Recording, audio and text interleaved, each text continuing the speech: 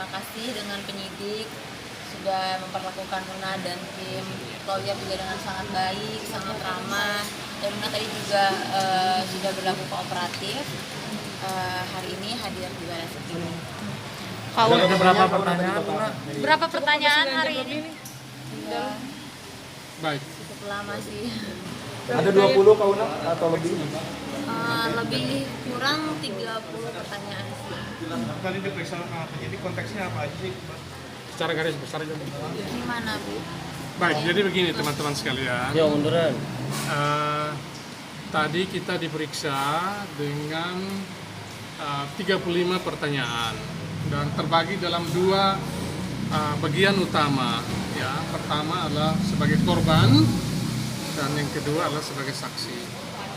Nah, sebagai korban kita sudah menjelaskan kepada penyidik secara detail dana yang diinvestasikan oleh Una dan kemudian keluarga dan temannya. Setelah kita kalkulasi lagi, total dana yang diinvestasikan adalah 1,5 miliar. Ya, yang berhasil di withdraw itu 623 juta. Dengan demikian terdapat selisih 920 jutaan yang tidak bisa ditarik. Ya, itu secara umum seperti itu. Jadi Bang, kamera bang. masih mengalami kerugian kurang lebih 900-an juta. Ya, secara umum seperti itu.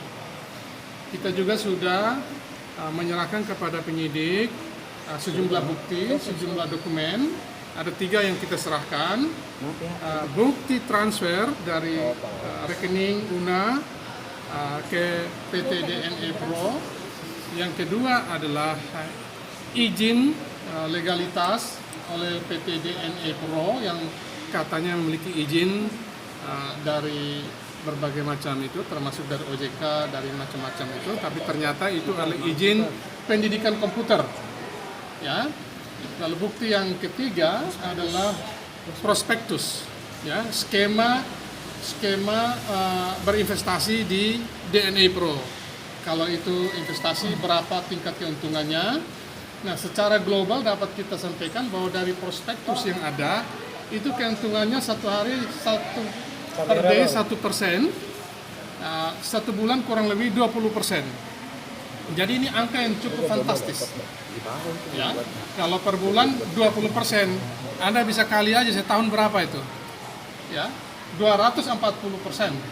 Anda bisa bandingkan dengan di bank yang per tahun hanya 6, 7 sampai 8%, paling tinggi 10%.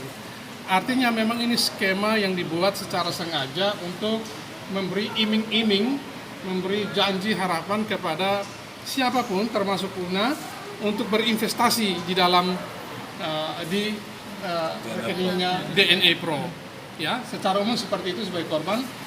Dan juga kita sudah menegaskan tadi bahwa kita bukan brand ambassador.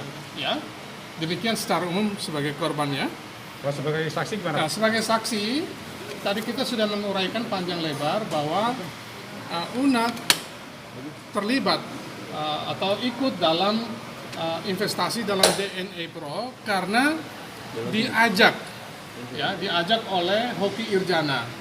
Beliau yang mengajak, lalu memberikan prospektus itu, menjanjikan macam-macam lah hadiah, termasuk ternyata setelah kita cek 3 CR-V dan 3 Brio mobil itu yang dijanjikan kalau nanti berhasil memenuhi skema investasinya dengan jumlah investasi tertentu dan downline tertentu. Ternyata semua itu bohong, semua itu omong kosong. Sampai Januari dana tidak bisa ditarik kembali dan semua hadiah yang dijanjikan itu tidak pernah diterima oleh Una dan teman dan keluarganya. Demikian begitu.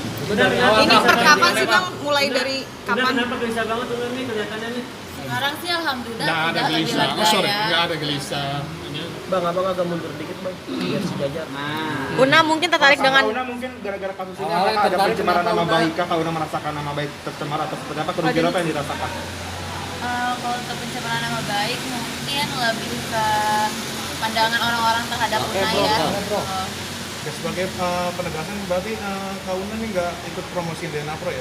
Oh ya, jadi Saya gini, tidak tadi punya juga tadi kewajiban. sudah kita jelaskan, UNA tidak dalam kapasitas mempromosikan DNA.